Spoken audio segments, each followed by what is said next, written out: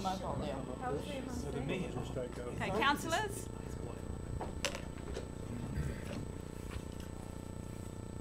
May we, the Council of the Town of Bassendean, being mindful of the Code of Conduct, have the integrity and wisdom to consider the matters before us honestly, graciously, and for the greater good of the town. So, welcome everyone. The Town of Bassendean and we as a council are really committed to reconciliation, so it's important for us at each of our meetings to acknowledge the traditional owners of the land on which we meet, and that the Whadjuk people of the Noongar Nation are the traditional owners of this land, and we acknowledge their ongoing contribution to our community and our town, and we pay our respects to them, their elders past, present and future. So again, welcome everybody here this evening. We now have installed in the chambers an improved audio system and an equipment that allows us to not only film but to live stream our meetings. So I just wanted to bring everyone's attention to the fact that tonight's meeting is not only recorded but will be publicly available on the internet. And this is an initiative that we've put in place because we really want to make it easier for our community to have access to the decisions that are affecting their lives, and to improve transparency around council decision making. So we're moving on to item 2 on the agenda, which is public question time. If there's anybody who'd like to ask a question, I would ask you to raise your hand and I would call you to the centre position where the microphone is. And if I could ask you to state your name and your address and address your question to myself. Is there anybody who'd like to ask a question? Ms. Jacobson?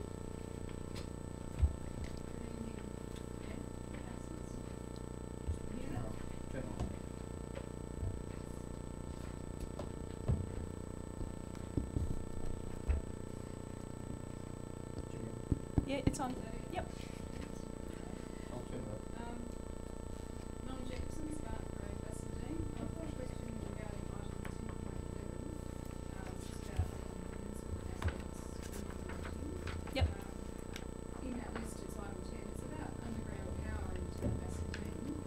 I was just wondering if anyone's looking to, rather than actually putting underground in the entire power grid that we've got in town, insulating wires.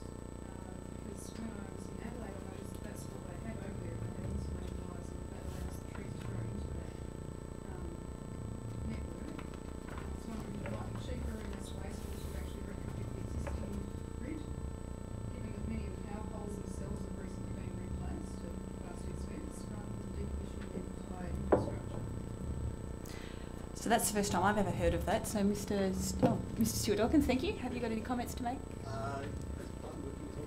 I believe so. Just because you can't hear here doesn't mean that. Yes, look, I'm familiar with what you're talking about. There's a cable bundling, they actually call it, and we actually have that down that old Perth Road.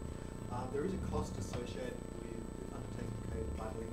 So, if council wish to investigate that, we have to seek a quote to undertake that work. Generally, my understanding is quite expensive. Comparatively speaking, but it is possible. I'm aware of cable bundling. I've seen it in other suburbs of Perth. In Adelaide, they actually do insulation around the individual wires. Oh, individual wires. Yeah. So I was just wondering if that's something that could be retrofitted. And comparatively, it might be cheaper than underground. I'm not familiar with Western Power doing that. No, neither am I. I was wondering why it's not able to. Thank you. Further questions? Mr. Bridges?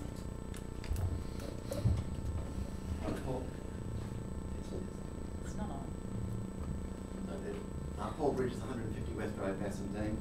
My question relates to item 10.11 on the agenda, which is about street trees and enclosed canopy and the like. At the March meeting, I drew attention to the fact that you had $60,000 in this year's budget to revise the street tree master plan, and asked when that would be, when that was likely to happen. Mr. Stewart-Dawkins referred to the fact that he'd be referring the matter to the next Town Assets Committee meeting, and that was done. And I've read the officer's recommendation to that, and the subsequent motion that was moved by Councillor Wilson. My concern is that the both motions carry forward a request that funding be listed for council consideration in the draft 2019-2020 budget. Now that's a whole year away. It's not in the next one. And given that we had money allocated in this year's budget to revise the street tree master plan, I'm wondering why that figure's 2019 when it should really, well, in my opinion, should be.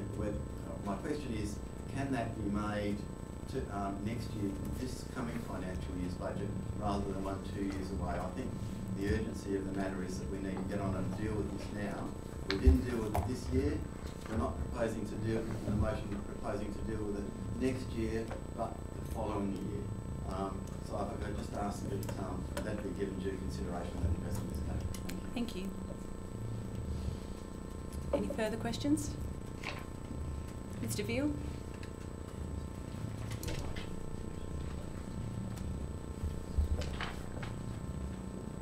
Thank you, Mr. Mayor.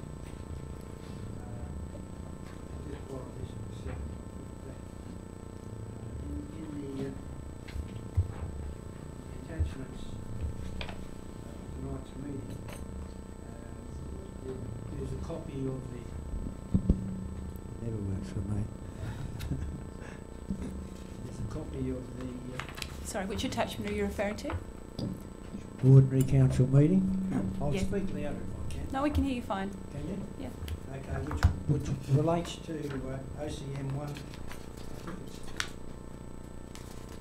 Anyway, it's Ian Veal's question that I asked at the last council meeting, and it refers to the 25-year flood level bands. Mm-hmm. So, and it says that a written response, staff have had a briefing recently by the MRC about the flood study results, and the Direction Operational Services advised that they are waiting on more documentation. Now, in relationship to that,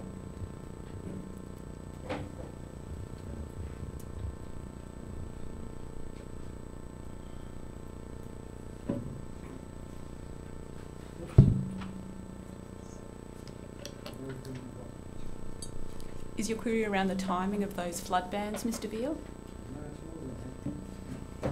Just bear with me for a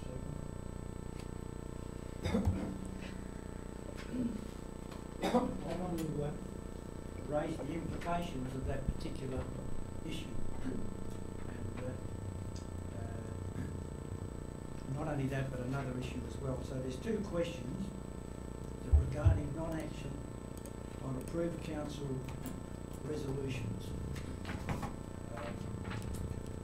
The first of that is once again the removal of the yellow 25-year markers, which we've been trying to get removed for about 15 months or so. Mm-hmm. And there's resolutions that says the council is going to do this. Now the implication here is that particular issue managed to raise its ugly head in a recent SAT hearing, where indeed under an annexure that was produced for the WAPC, experts, witnesses at that hearing. Mr. Veal, can I encourage you to ask the question? You want me to ask the question? Yes, please. Look, so I can't talk about it. Look, what I'll do again, I'll write it, okay? I would have thought tonight there's not very many people here who could let some conversation take place. You can give us some background, but Okay, you need to this get is to the question background. as well. There were two issues to do with that. There's been an auction down there, Mm-hmm. and floodway stickers within 50 metres of that auction remain. There was no satisfactory purchaser for that, and there is the implications are that those signs have had an effect on that auction. It'll come out in the wash, obviously, at some stage. That's that. The second issue was the lack of changes to the local planning policy number 4. That's the floodplain management and development policy, clause 3.2, and the effect of this has had on the outcome of the recent Bethune sat here in dealings with the subdivision. There's been no action on the resolutions that were passed on the 24th of August 2017. That's nearly 11 months ago. And to be fair, this has happened on this council's watch. Okay, so I might ask the staff to make a comment on that, because you've raised the issue about the flood markers a number of times, and the response has been given that we're waiting for the official results of the flood study to come through, which I believe is, are we looking at August, did you say? End of August is the anticipated date for that, so the action will be taking place once we have. And Mr. yourself or Mr. Stuart Dawkins, who would be the best person to respond to the other items? Certainly, I can, Mr. Veal. Thank you for the question. I can certainly respond to the question about the removal of the yellow bands. My understanding was that that had already taken place. There may be still one or two that have slipped through the net, but I'm happy to ensure that there is a complete audit undertaken to ensure that all of those yellow bands are removed. That's a bit late. These matters have been raised and used as evidence in the SAT hearing, and they can have effect on the results of that hearing. Those markers, are still there, and they've been raised in evidence. Okay, so thank you, Mr. Veal. I think the staff have heard that, and Mr. Haggart has given assurances that he'll make sure there's an audit to have any outstanding ones removed. Now, the second point you raised was in regards to a motion from 11 months ago. Who would be best to respond to that, Mr. Reid? Thank you. The actual decision of council was not to enforce the policy in terms of objecting to applications to subdivisions within the floodway. We have not objected to any developments in the floodway as staff since that decision was made, but the decision was not to amend the policy. Well, and I would like to hear that, but I understand that the expert witnesses are not quoting what you're quoting. And perhaps Councillor Brown, who put that resolution forward at that point of time, would know exactly what that was. There are some serious implications here in relationship to the non-performance. Okay. So, Mr. Veal, you've just had excuse me, just let me speak. Mr. Reid has given you an answer about what the staff have done in response to that motion. It sounds like there's still some things you'd like to discuss. So, can I suggest that we make a time with the staff to go over that to get your concerns addressed, please? I'm fine. I'd like to do that, please. Okay. Thank you. The third issue has got to do with flood heights. It's absolutely clear from this document here, which is a council document on the 24th of November 2017. That's the BMT1 WBM flood study report that's been prepared for the construction of the play station down there. It's absolutely clear in there that at that point of time, because in it here it says flood model results, the 100-year flood level at the site is predicted to be between 3.4 and 3.6 MAHD, which indicates a water depth of about 0.8 above ground level. Those levels are a metre below the existing adopted WAP, the Water Corporation. So it's clear that nearly a year ago, this council had evidence that those flood levels from the EMRC flood levels were going to drop, and they were going to drop about about a metre. Is there a question around this, Mr. Veal? Yeah, the question is what are you going to do with about 150 to 200 houses that are within the current floodplain area? Because if that level drops a metre, which it looks like it has or will, as soon as you guys get the final flood study report, then you're going to have half of those houses not even in the floodplain. Mm-hmm. You're still dealing with development applications that are going before council, enforcing the development controls on those applications with the knowledge Okay, so Mr. Veal, I'm not sure that we can answer your question fully because you're asking us to anticipate what we will do in the future based upon some results. We don't actually have the final document yet. I'm not sure whether the staff have anything to comment.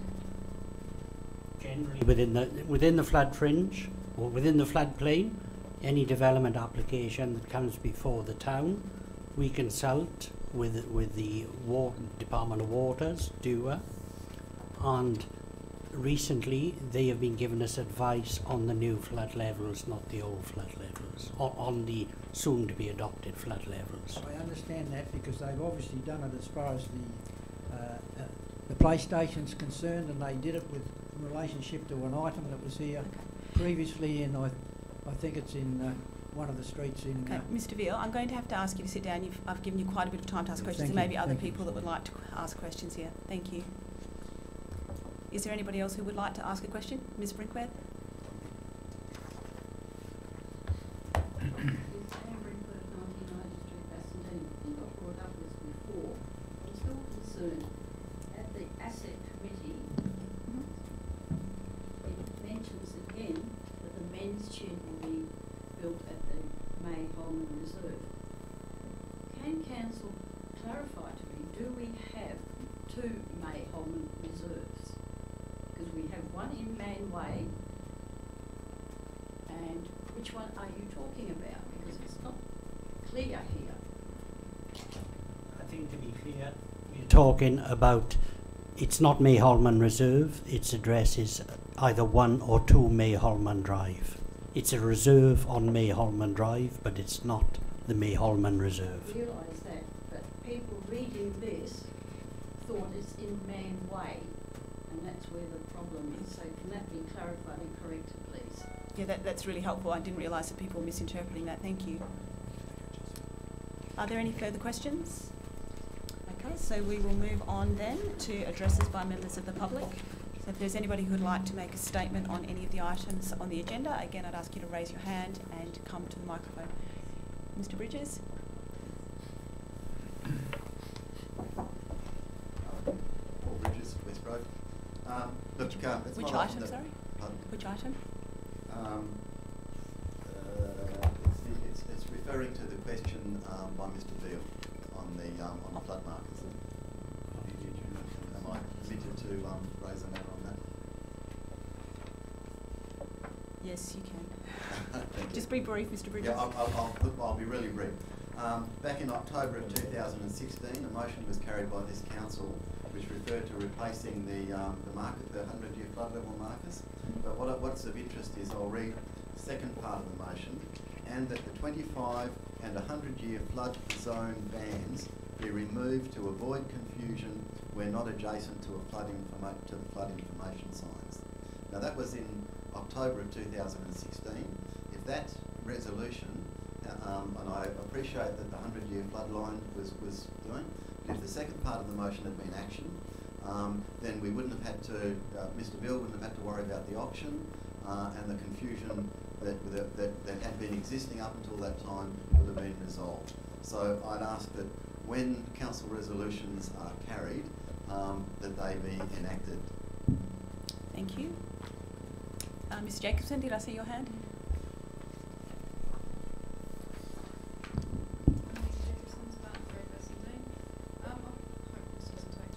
I've got a few comments about item 10.3, which is regarding damage to a street tree. So within that item there are several numbered points. In regards to the first one, when a property is undergoing demolition, that actually constitutes the commencement of a development in this case. And so the birch tree should have actually been protected as per the town's policy, in accordance with Australian Standard 4970, protection of trees on development sites.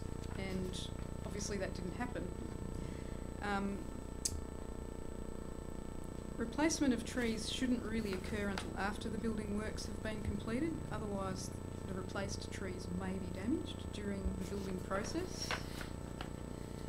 The signage that the town of Bassendean has been using to deter future tree vandalism and to inform members of the public that trees on public property are actually not, that they shouldn't actually be damaged by people who live next door or whatever. That signage, I would suggest that it actually be erected in front of the stump of that damaged tree if it's still there, to educate the public and as a deterrent against, you know, future potential episodes of that kind of activity, and left there until such time as the tree is replaced. The metal signage that the town of Bassendean owns for this purpose has already been discussed, and it's extremely expensive, and it's also been criticised for obstructing visibility for vehicles, particularly entering driveways and so on. There's these people out there who manufacture safety gear and so on, and they can produce, it's quite hideous stuff. It's shade cloth with advertising all over it, but it's much, much cheaper than metal signage, and it can be reused. I know it's plastic, but it can actually be reused over and over again. And for the same cost of one more metal sign, the town of Bassendean could purchase a whole roll of this stuff and actually be out there,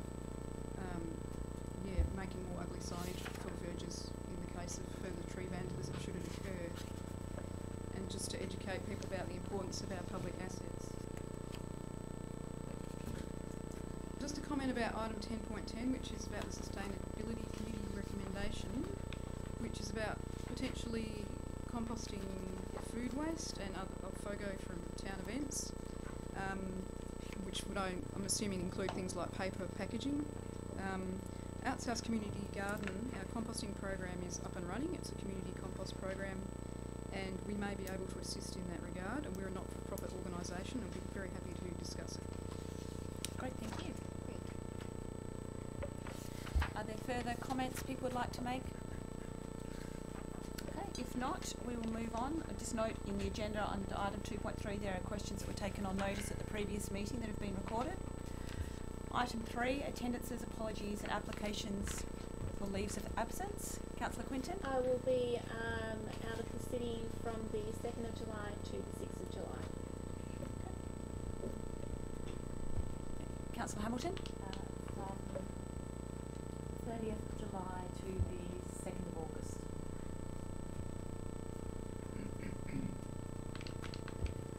Councillor Brown? And the, excuse me, 1st of July to the 6th of July. Okay, thank you. Right, do we have a mover? Councillor Mikachuk, seconder. Councillor Ganjel, all those in favour? And that is passed unanimously. Deputations, item 4, I don't believe there were any this evening. Okay, item 5, confirmation of the minutes from the last meeting. So 5.1a, we need a mover that the minutes of the ordinary council meeting be received. Councillor Wilson, seconded Councillor Quinton. All those in favour? That's passed unanimously. 5.1b, that the minutes are an accurate record. Councillor Quinton's moved that, seconded by Councillor Wilson. All those in favour? That's passed unanimously. Item 6, announcements. I do not have any this evening. 7, petitions. I don't believe there are any that have been received. None received. Item 8, declarations of interest. No one's been received. Yep, but item 13.2, we have the workforce plan, and I would just like to declare an impartiality interest in relation to the Wind in the Willows positions, because my son attends that centre. I would also like to declare an interest as my son also attends Wind in the Willows. And I would also like to declare an interest as my youngest daughter attends. So as they're all impartiality interests, we can still continue to participate in the discussion and vote on the items. Yes. Okay, so item 9, business deferred. There is none. Item 10, the reports. So reports that I've got coming out of en bloc at this point in time are items 10.3, 10.4, 10.5, 10.6, 10.7, 10.10, 10.11, 10.21, 13.1 and 13.2. Are there any further items that councillors would like out of en bloc? Okay. So then do I have a mover to adopt the remaining en bloc? Councillor Hamilton has moved that. Councillor Mikachuk seconded. Anyone against? All those in favour? That's passed unanimously.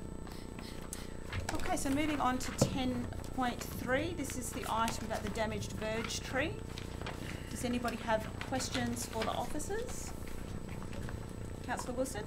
Thank you, Your Worship. My question to staff would be, what is the species that would be designated for that street under the existing street tree master plan? Look, I'm terribly sorry, I don't have that information before me. Sorry. Just in relation to the question that was asked by Ms Jacobson, has the construction work at that site been completed?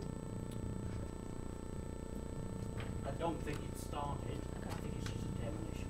Okay.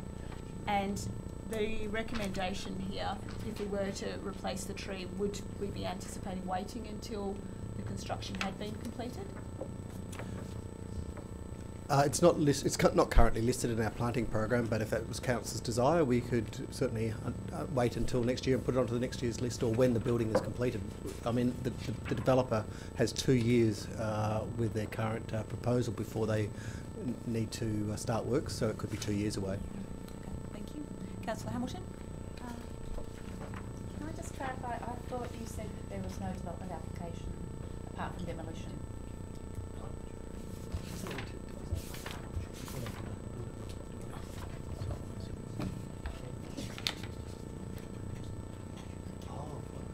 Sorry, my correction. Mr. Reid has just corrected me to say that there's a demolition request put in, but there was actually no development application submitted thus far. Is that correct? Yes. Having read the correspondence from the land owner, I'm assuming, and I'm only assuming, that they will be putting in a development application, but it is potentially possible that the land could be left vacant for some years. Is it not? It's possible, but generally a demolition would be an option immediately before redevelopment. Yes, I know. So we don't know. So last question for the officers.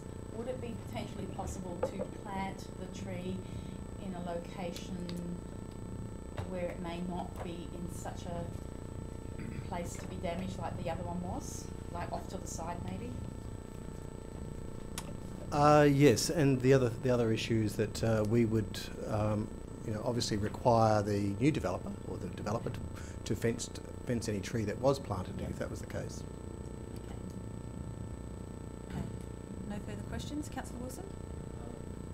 Thank you. Sorry, just to clarify, wasn't there already an existing requirement to have the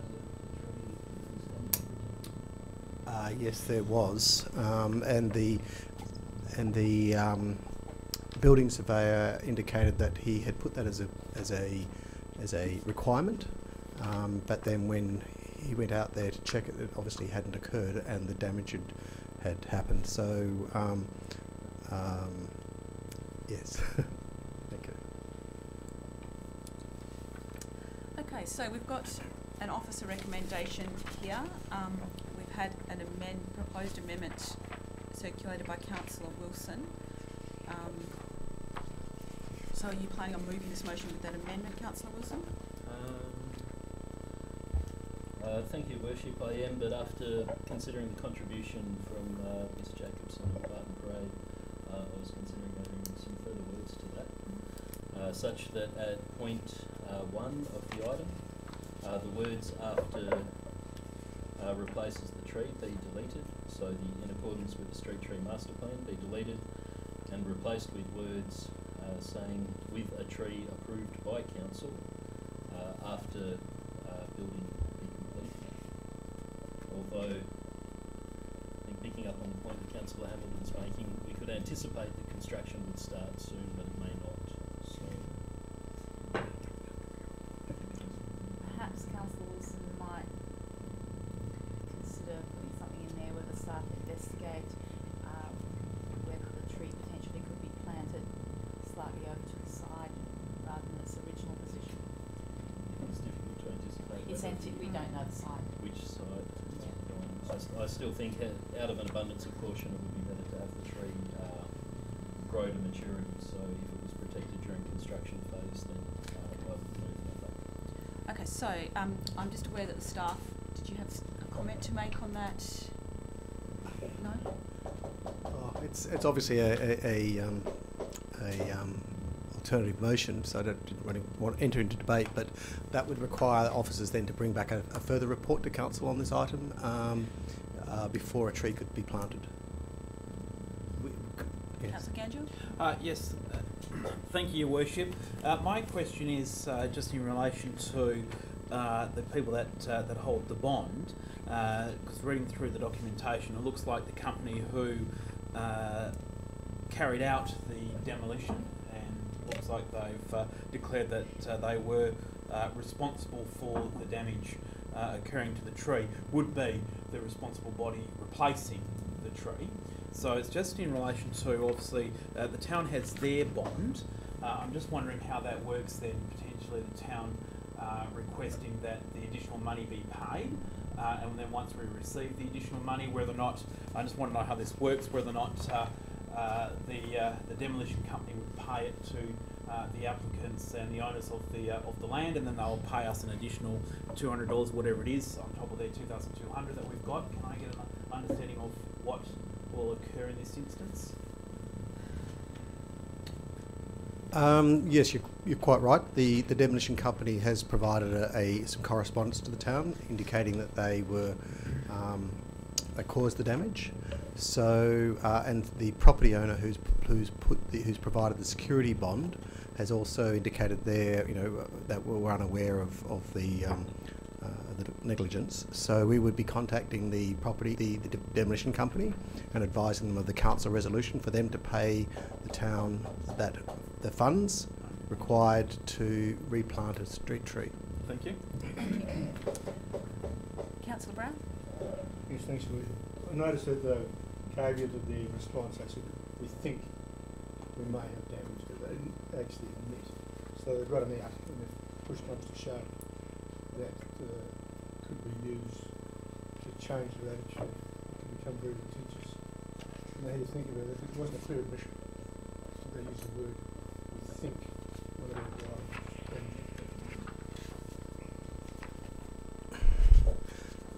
technically. Yes. So we would write to the demolition company advising them of the decision, and if they then declined, then we still have the security bond there,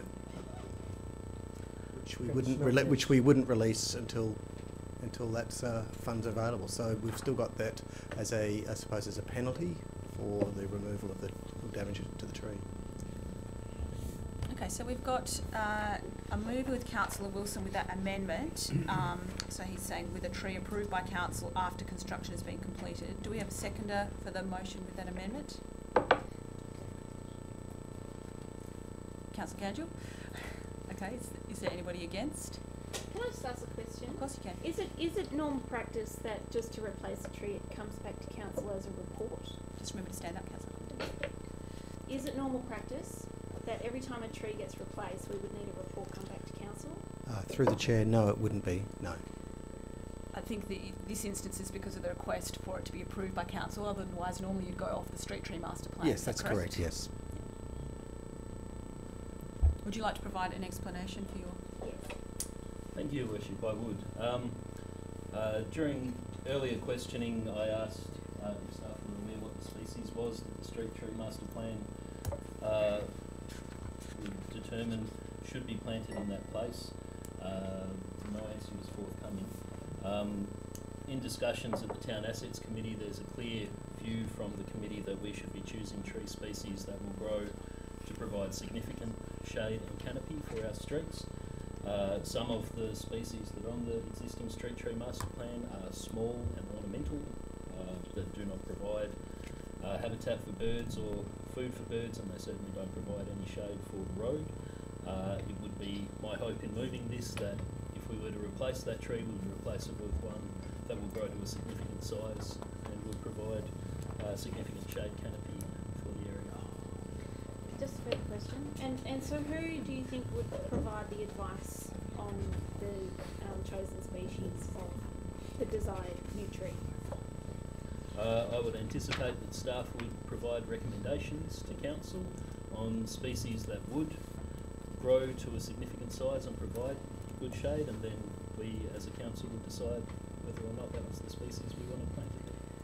May I make a suggestion?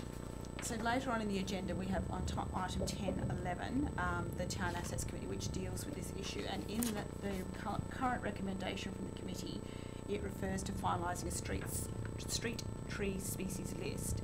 Councillor Wilson, would you be agreeable, instead of saying with a tree approved by council, which implies it needs to come back for a decision of council, changing the wording so that it is with a tree on the new street tree species list? Or because if we're not putting this in until construction's completed, that's quite some time down the track, in which time I would hope that we would have managed to complete that item.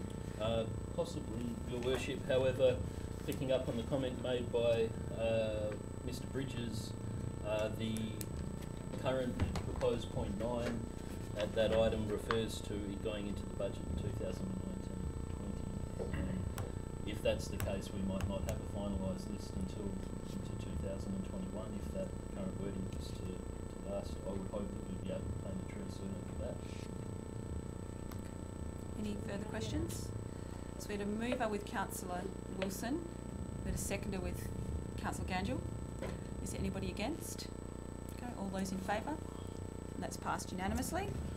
So item 10.4, this is the review of the electronic recordings and live streaming policy. Are there any questions for the staff on this item?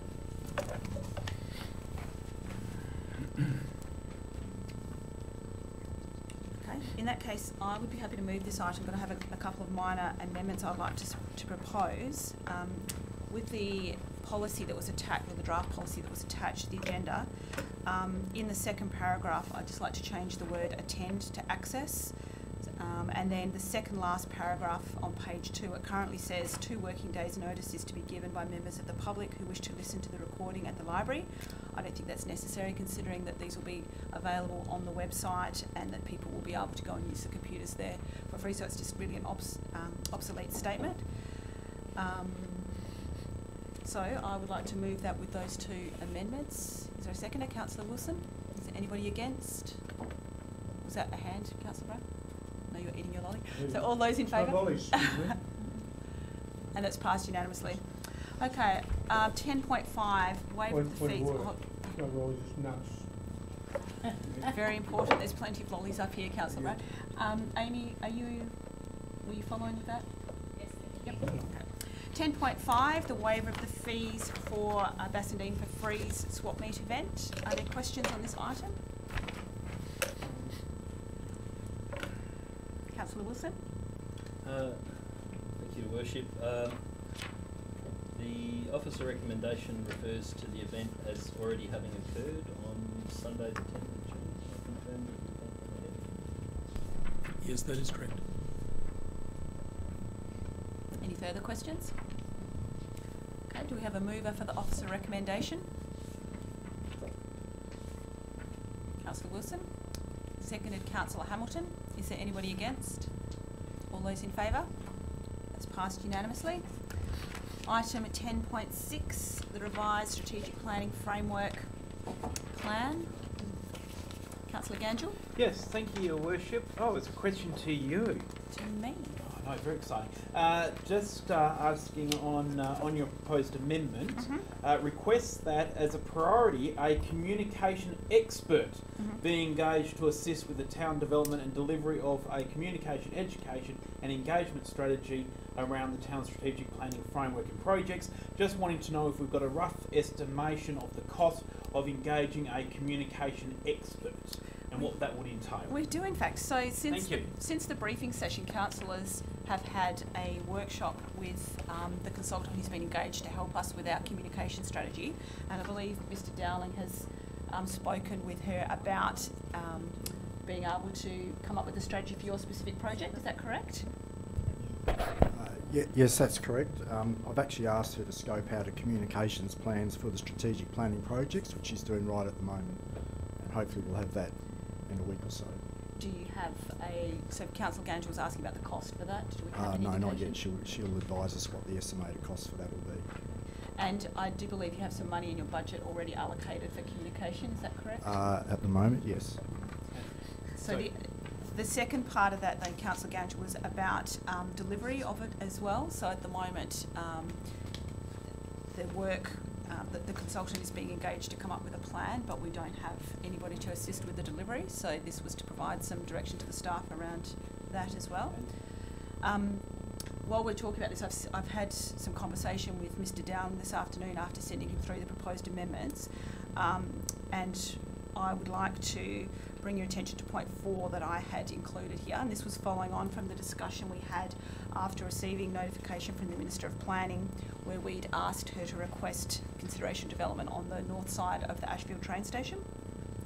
And I've had some advice from Mr. Dowling that probably a better way to proceed would be, instead of writing to the Minister, for us to instead incorporate it into our local planning strategy. Is that correct, Mr. Dowling? Yep. So this is the wording that has been proposed by Mr. Dowling instead of the point 4 that you have in front of you. So it is in respect to the recent advice from the Minister for Planning that increased residential density development is more appropriate on the south side only of the proposed Ashfield Activity Centre, as designated in the Perth and Peel at 3.5 million planning framework, that the opportunity for live-work development to occur within the Ashfield Activity Centre, especially on the north side of the Ashfield train station, be explored and considered through the current review of the town's local planning strategy and the planning for the Ashfield Activity Centre. Did you follow that? Yeah, Councillor Gadgil? So yes, that brings me just with that recommendation though. I mean, obviously with the Minister rejecting the town's initial contact with the Minister and subsequently the government, therefore they've indicated that they will not be supporting the proposal for the north side.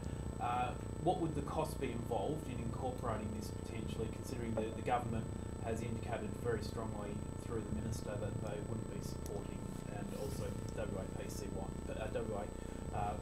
as well? Well, at the moment it's only to be explored and considered in the proposal here, so there's nothing in... Yeah. And the proposal put to the Planning Minister was somewhat different. It was about there being high-rise residential development, and so this proposal is more in line with... Pardon? Yeah. Did you have any comments to make, Mr. Dowling? No, not specifically. That's correct. I guess the Minister was concerned that having full density housing on the north side was a concern, but a live work is a different sort of use and arrangement where it actually is an opportunity to reflect the changing nature of work that will happen into the future, where, as we're told by the consultant who did the local economic overview, that a lot of large-scale manufacturing and assembling is now downsizing to much smaller scales, and obviously large sites are no longer needed. So, and with increased and improved technologies and resulting in less sort of adverse impacts, if you like, you can consider opportunities like live-work development. So I think that's certainly something that's is worthy of consideration in that location. Yes. Just further to that then, it's the most you've ever had to say, Mr. Dowling, in a council meeting. It's very exciting. Just further to that then, so I don't know why then it wouldn't be prudent before you engage in all the work to do as the Mayor originally suggested, and just seek the Minister's interest in potentially doing the work.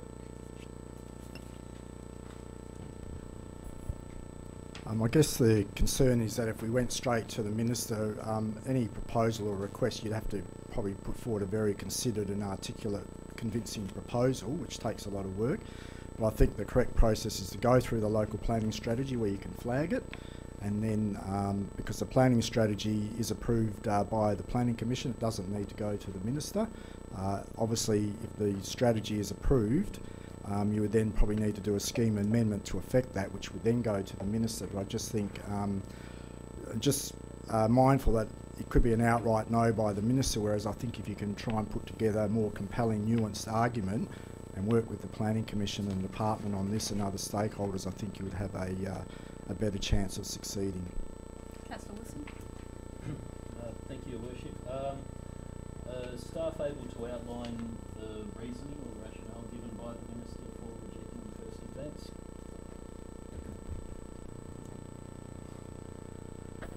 No, all she said was from the letter that it was her view was that she wanted to retain the Ashfield industrial area purely for industrial uses and to restrict the housing development to the south side of the railway line. She said it would be more appropriate to do that.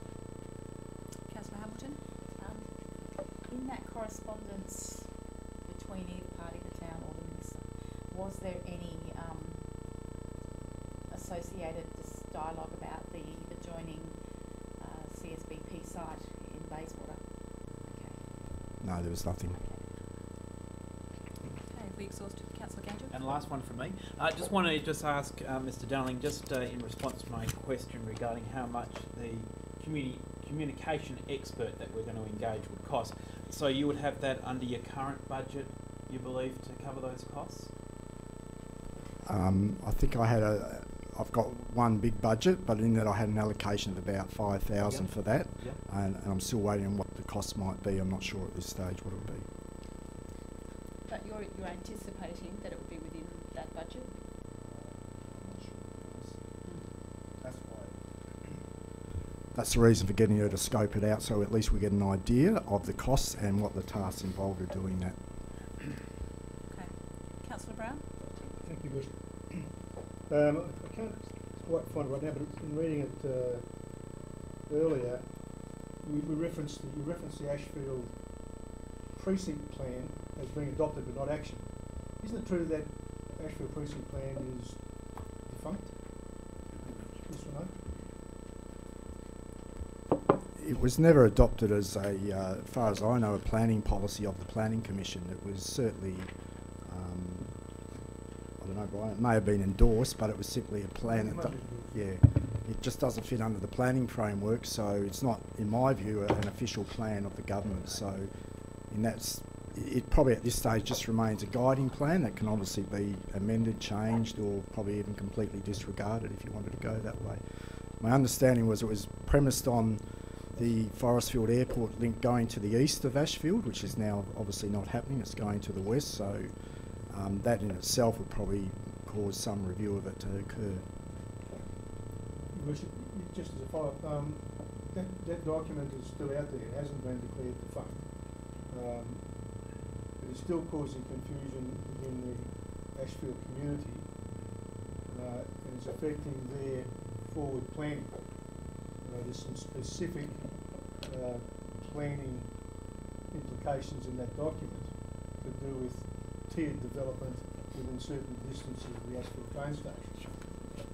That document is still out there, and like I said, it's still causing confusion. It needs to be either written off, which I suggest that would be the best method of doing it, right into them saying, is this still a government imperative, or can we put this to bed? Mr. Reid and I were actually on the Ashfield Implementation Plan Working Group. It was a multi-agency group which involved the Council, Department of Planning, PTA and a number of other agencies, including Main Roads. By the time we finished the work on that process, it was obvious that the plan was not going to be implemented in that form. For a start, the moving Guildford Road across the railway line to the other side disappeared very quickly, and as Mr. Dowling suggested, the railway station was not going to move anymore and become the entrance to the CSBP site, and a number of other significant changes were made to that, which meant that the R100 on Guildford Road became a little problematic as well. So I think you're right, I think it is pretty much dead in the water, and maybe we should write to the department and ask them for a clarification of their status of it. Thanks very much. That would be a request. Are there any further questions? Okay, so we have my foreshadowed motion with the additional 2 points. Before we get to that, do we have a mover for the officer recommendation as it's written? Sorry, Your Worship, just a question. Is it, are you proposing your foreshadowed motion as tabled, or as you... No, as I read out, Okay. yeah, so deleting the current point 4 and then going with the advice of Mr. Dowling that we just explore that as part of our local planning scheme review. Can we split it? Sure. Okay. Okay, so we haven't got a mover for the officer recommendation. Okay, so going on to the foreshadowed motion, which part would you like to debate separately, Councillor Ganger? Point 4. Point 4? Okay, so you don't want to explore this at all? Well, I Sorry, Your Worship, I'm happy to go into this into debate, but just beforehand, just give you the heads up, I very much favour your initial suggestion. Go with your instinct, I always say. Okay. All right, so for the points 1, 2 and 3, so point 3 being the communication expert, I've moved that. Do we have a seconder? Councillor Mikachuk. All those in favour? That is passed unanimously. So point 4, under the advice of Mr Dowling, so to instead of contact the Minister about this, to go through the process of exploring it through our local planning scheme. I've moved that motion. Who's our seconder? Councillor Hamilton. Is there anybody against? Councillor Wilson. Okay. I think, so opening debate, I think this has been brought up before, that we want to explore all of our options for different density scenarios and having a variety of residential accommodations in the town. Councillor Brown has been a strong advocate of exploring around Ashfield train station and the different opportunities that we have there. We've recently received advice from the Minister saying that she was not supportive of having high-rise there, but I think there's still other opportunities in that location. Mr Dowling, who we've employed to give us advice on this, has also indicated that this would be an appropriate land use in that area. This motion is only seeking to explore that. It is in no way saying we are definitely going to do this. And I am mindful of his advice that the more appropriate way to approach this would be to do it through our local planning scheme, as opposed to writing a letter to her, in which case we may get a response shutting down the options, and then we will not be able to explore it further and potentially have a good outcome. So as I said before, this is just merely an opportunity to explore it as part of our review, which I think would be a really good thing for us to do in providing potentially different forms of accommodation in the town and activating that area around Ashfield. Councillor Mikachuk, were you the seconder for that? Councillor Hamilton, sorry, would you like to debate? I support your amendment, primarily because an individual suggestion going in isolation to the Minister may not be a persuasive argument, as opposed to a more detailed, comprehensive proposal that takes into account different parts of the puzzle and puts it together in front of the in the town planning scheme, the proposed town planning scheme. So I think that the suggestion put forward by our strategic planner is perhaps more acceptable, and I believe it would have a greater chance of success if it was presented in a more cohesive manner. Thank you. Councillor Wilson? Thank you, Your Worship. In a past life, I used to work at Bradken, which is the large manufacturing facility which is directly to the north of the Ashfield train station. That manufacturing facility has a long and proud history as being a manufacturing place going back to the Vicar Hoskins days and before. Currently there's some 180 plus people who work there, who rely on having jobs at that facility to pay their bills and to raise their families. People often talk about the heritage of our town and the need to preserve the heritage. Well, our industrial heritage is just as important as our built heritage. We are a manufacturing community, and I think that manufacturing is the highest and the best use of that land. And I think if we were to create any zoning incentives to the owners of that land to stop it being a manufacturing facility and to shift instead to being residential apartments, that would put pressure on the viability of the jobs for the people who work there. If any of the other locations next door to Bradken were to be considered, people have to understand that it's a 24-hour manufacturing site. There is large industrial machinery making very large noises 24 hours a day there. It is not compatible with people sleeping in their beds at night. So for that reason, I support the decision that the Minister made when she informed the town in her letter that she did not think it should be changed from industrial, and I support the continuation of that site as a manufacturing site for forever. Any speakers for? Councillor Hamilton? She's Haven't you already spoken? already Sorry. Anybody else? Against? Councillor Ganjel? Thank you, Your Worship. I have to go back and have a look. I think I might have been one of the only councillors initially that voted against the proposal in the first instance. But look, so wholeheartedly agree with Councillor Wilson. I think the Minister and also through that process it would also be the Planning Commission have indicated their desire to have that land remain for industrial. It's a very important industrial area. And I think before we engage in going down, doing up great plans and ideas, I think it would be better to see if there is any leniency in what was sent back to the council. As we know, Mr. Dowling's clock is ticking. He has a very tight time frame to do a lot of work, and I don't think adding additional areas onto that will assist with trying to get the time frames met with the overall planning for the town. So I'll certainly advocate I suppose to either leave it as the Minister has so declared, that it should remain industrial area, or before we undertake any subsequent plans. And bear in mind, the Minister does get her advice from the Commission, that we seek the Minister's view in whether or not there is any scope for any alternatives in that area. Thank you. Thank you. Any further speakers? Okay. Just in closing, I'd like to make it clear that I'm not suggesting that I'm either for or against this, just that it's a proposal that has been put forward and it is worth us having a look at. We have the option of rejecting it at a later stage, but we do have a need to increase density and provide a variety of housing options. This is just one other that is available to us. So I think it would be worthwhile us exploring, especially upon the advice of our strategic planner. That is something that we could consider. So I would suggest that we at least take a look at this rather than just excluding it without giving it due consideration. Okay, so all those in favour? Councillor McLennan, Mikachuk, Hamilton, Quinton and Brown, and against Councillor Gangel and Wilson, and that is passed. 10.7, this is the Design Bassendean Advisory Group meeting. Are there questions for the staff?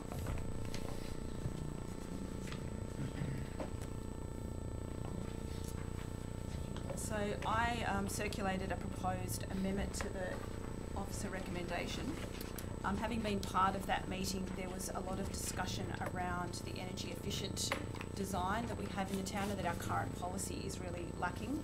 And this was referenced in the report, but there was no actual direction given in the officer recommendation around how we proceed with that. So I've added a point 3 that I'd like to propose as amendment, which says that Council 3 confirms its intention to require a significantly higher standard of energy efficient and sustainable design for future developments within the town. Through a policy referenced in the LPS, Council therefore requests staff to prepare, as part of the future review of LPP2, a revised policy that achieves this outcome for Council's consideration. And then there's a point 4 there that I circulated to you, but I've also spoken to Mr. Dowling and he has made a suggestion around this point as well. So in the committee there was a lot of discussion around the communication. Sorry, Your Worship, yep. just members of the gallery, I just having difficulty hearing okay. you. If we just ask you to be quiet so that councillors can hear what is being discussed. So one of the things that was identified, and I think is also referenced in the report, is the need to make it clear to the community what the process is that we're going through, the various stages and where there's the opportunity for people to have input. So what I propose instead of the point 4 that you have listed in front of you is that Council requests the CEO to promptly arrange for the preparation of suitable graphics to illustrate the timeline for implementation of the revised strategic planning framework and its associated projects, highlighting the key stages at which our community can have the opportunity for input. Is everybody clear on that? Any questions? Councillor Mikachuk? Madam Mayor, can you just elaborate, sorry, on the abbreviations, LPS, LPP2? So local planning strategy and local planning policy. So that's the energy efficient design policy, I believe. Is that correct, Mr. Reid? Yeah, okay, so do we have a mover for the officer recommendation as it's written? Okay, so that lapses. So I've moved the recommendation with 2 additional points. Is there a seconder? Councillor Wilson. Anybody against? All those in favour? That's passed unanimously. So moving on to 1010, Sustainability Committee. Councillor Gandra. Thank you, Your Worship. Oh, my favourite. Okay, so I'm just wondering, do we have criteria for what will the grants be involving the sustainability grants for the community sustainability projects? We have criteria for what that $10,000 will be allocated for. So, just in the minutes, I'm referring to the minutes for the time being. Yes. It says in the background in the minutes. Yeah. So as we've discussed before, Councillor Yeah, Gangel, and the budget's fast approaching. I'm just the wondering if you have budget any idea is what we're going to fast use the money approaching. for. No, I don't believe the staff have had the opportunity to do that body of work yet. Is that correct, Mr. Stuart Dawkins? Yeah, so I just want to confirm also, we don't know what the criteria would be for $10,000 for the community education programs or the $5,000 for the Climate Clever program. We don't have any criteria or any idea what we're going to So the Climate Clever program is defined, but the other one, the education... Do we have criteria for the grants? Yes? For applying, do for you mean? the Climate Clever program. No, so as we've No? discussed previously, this is a new committee that does not have a budget previously, and so there has been limited opportunity for those to be defined. However, because the committee is going to be active over the next financial year, unless there is some budget allocation, there will not be any projects that committee will be able to undertake. So the projects would be in alignment with the agreed objectives of the committee. Okay, so I do have more questions? Yes. Yes, thank you. I just note in the comment, I'm just wondering if somebody could explain to me. So we have had discussion about providing an electronic car charging station, but I note that the UWI car charger and the conditions required if the town accepted the charging station, if it was agreed that the town would benefit more if a charging station was purchased and owned by the town, rather than accepting the UWI free charger with UWI imposed criteria. Can I ask the reasoning and what was so imposing on the UWI criteria against the town getting something for free? Can you remember the specifics, Mr. Stuart Dawkins? I'll try and recall. I think there was some limitations in regards to the adaptability of the actual unit. Sorry, I think there was some issues in regards to the adaptability of the actual unit being able to charge a variety of cars, and there was another item as well, but I can't remember the other issue that was problematic. Councillor Hamilton, can you recall from the committee meeting? From memory, I think there was also some difference between fast charging. Yes, that's correct. Thank you very much. Yes. Okay, and my final question, last one from me. Just in point 3, it says, notes the public drafts event 2018-19 budget will be amended for council's consideration to improve recycling capacity for future public events. Just wondering what that budget amendment would entail. Are you looking for a quantity or are you looking for what Well, it will be providing? Both, Your Worship. Okay, so at the moment we haven't been providing recycling bins at public events, so it would be to be able to provide them. No, we have, Your Worship. Not consistently, is my understanding. A quote has been provided by Asset Services for the provision of recyclable bins at public events.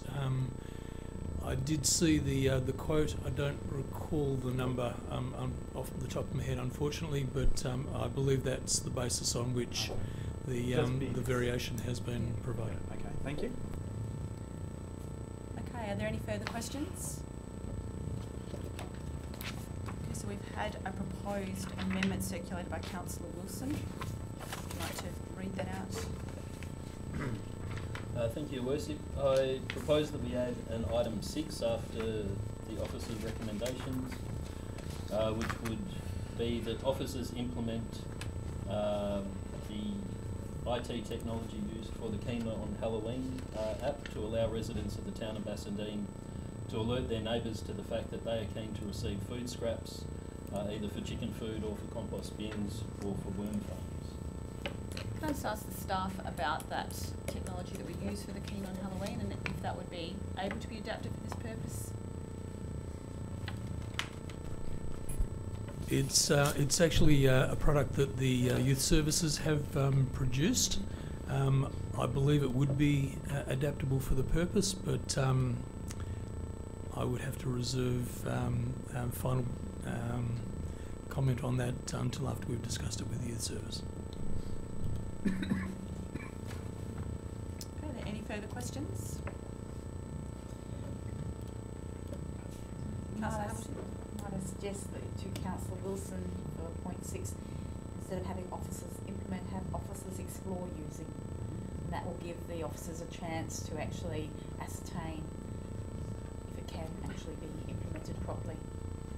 Thank you, Councillor Hamilton. I would imagine that if it was not possible, that staff would come back to us and tell us that. That's fine.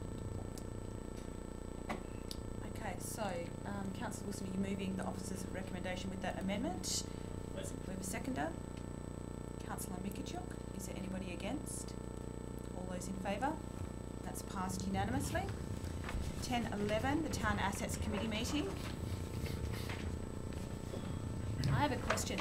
In the report on, in the recommendation under point 4, there was discussion about the tree that was being selected at the committee. Do we know what tree was recommended by the arborist?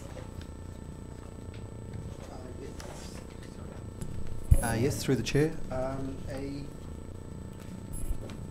Sorry, in the bottom of the report, I'll just got my agenda. Oh, is it written there, is it? I'm sorry. Yes, sorry, just above the yes, recommendation. The tree that we've been able to get was the pyrus, which is commonly known as the Calera ornamental pear. My apologies, I should have seen that. That's okay. Are there other questions? Councillor Wilson? Sorry, you're next. Councillor Hamilton? Thank you, Worship. Whilst I was at the committee meeting, I must confess to have missed the point that was raised by Mr Bridges in the public gallery about the funds having already been allocated and carried forward. And I asked if there's any obstacles that would prevent us from changing item 9 to be 2018-19 rather than 2019-20. No? So I'm just looking across the there. At this stage we are putting it all together, so there is an option at this stage. Okay, thank you. Just a supplementary question. So the funds have already been allocated. Those funds would otherwise have been carried over. This is not funding that would have to be levied. Are there any further questions? Okay, so Councillor Hamilton, you've again circulated a proposed amendment. Oh, sorry, Councillor Wilson. I have, and in addition to the circulated amendment, which would add a new point 11, I would also like to amend point 9 so that it would read 2018-19 rather than 2019-20, so that we can bring forward the work on updating our street tree master plan by year. Okay, so did you want to read out point 11? So the additional point 11, which relates to work being undertaken through the committee, would read, the council requests the Town Assets Committee undertakes a community engagement with the users of Palmerston Park to identify people who would be interested in participating in a working group of the Town Assets Committee in order to identify capital works improvements that could be made to the park that would increase the amenity of the park for local users, and approves the expenditure up to $500 by the Town Assets Committee for the creation of temporary signage, letterbox flyers and catering for community working group meetings to facilitate this community engagement. Thank you. Are there any questions on the proposed foreshadowed motion by Councillor Wilson? Councillor Ganju? Yes, thank you, Worship. Just to get some understanding of where we're currently at with Palmerston Street Park, my understanding was we were looking at changing the parking situation there. I think we'd sent out a letter previously regarding that. Also, was it the dog park? I think was proposed there as well. Is that have I lost somewhere in the train where that's currently at? Just wanted to get an understanding where we're at with Palmerston Park on those two items. Yes. Yes, that's correct. In regards to, there's been a previous report to council in regards to looking at the opportunity to improve the facilities for both dogs and for other users of the reserve, the playground area. And I think there was a resolution to look at off-street parking as well. Are there any further questions? Okay, so let's deal with the committee recommendation as it currently is. Is there a mover for the committee recommendation without the foreshadowed component? Okay, so that lapses. So now dealing with Councillor Wilson's foreshadowed motion, including the change of date in point 9 and point 11 regarding Palmerston Park. Do we have a seconder? Sorry, it's just bringing the $60,000 forward. Okay, yeah. So Councillor Mikachuk has seconded. Is there anybody against? All those in favour? That's passed unanimously. So moving on to 10.21, the financial statements. On page 73 of your agendas. Officer recommendation.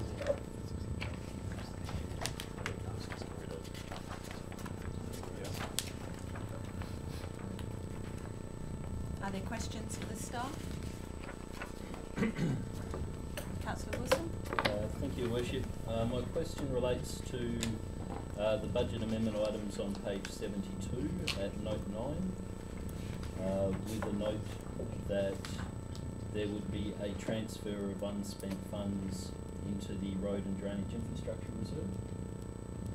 And my question is, what would be the limitations on potential future use around those funds? As in, what specific types of works would those funds be available for in the future? The reserve is actually for the maintenance and renewal of our drainage system. But there is, it's as open as that. Okay. So the budget line item does refer to road and drainage infrastructure, so I was just seeking clarity whether that would be limited to just drainage or whether it could be used for roads.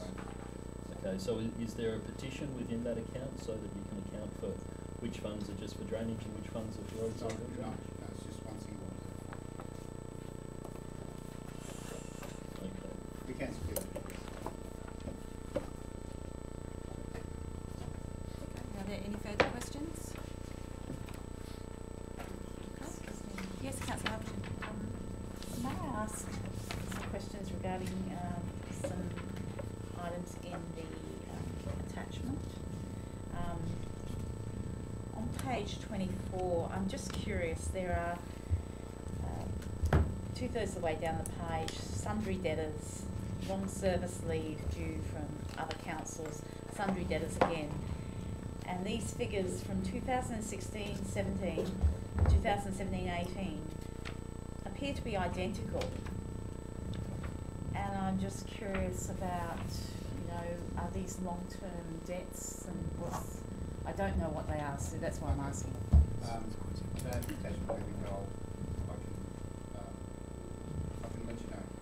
Okay. Is this, Madam Mayor, can I just ask, is this money from other councils for long service leave liabilities? One of them is, yes. Yes. Which page are you on, sorry, Councillor Hamilton? I'm on page 24 in the hard copy of the attachments, and the heading on the page is Notes to and Forming Part of the Financial Report, and it's down towards the bottom. So the sundry debtors it's the self-supporting loans. Oh, okay, right. Yep. Long service leaves from other councils, yep. So we make provision. So the these self-supporting loans are from the Ashfield Soccer Club. Okay, right. And then you got other sundry debtors. It just looks like they've been outstanding for a long time because they're obviously the same amounts for each year. The balance sheet doesn't change to the end of the financial years. Okay, so are they on the way to being rectified? Yes. Okay. Okay. Sorry. These others I'm just going to ask you separately. Okay, thanks, Councillor Hamilton. So do we have a mover for the officer recommendation? Councillor Quinton, seconded by Councillor Wilson. All those in favour? That is passed unanimously. Okay, so now we Are there any, moving on to item 11, are there any motions of which notice has been given? No. 12, announcements of notices motion for the next meeting. So then moving on to item 13, which is confidential business. So at this point I'd like to thank the members of the public for attending. Your Worship, can I crave your indulgence? Have I missed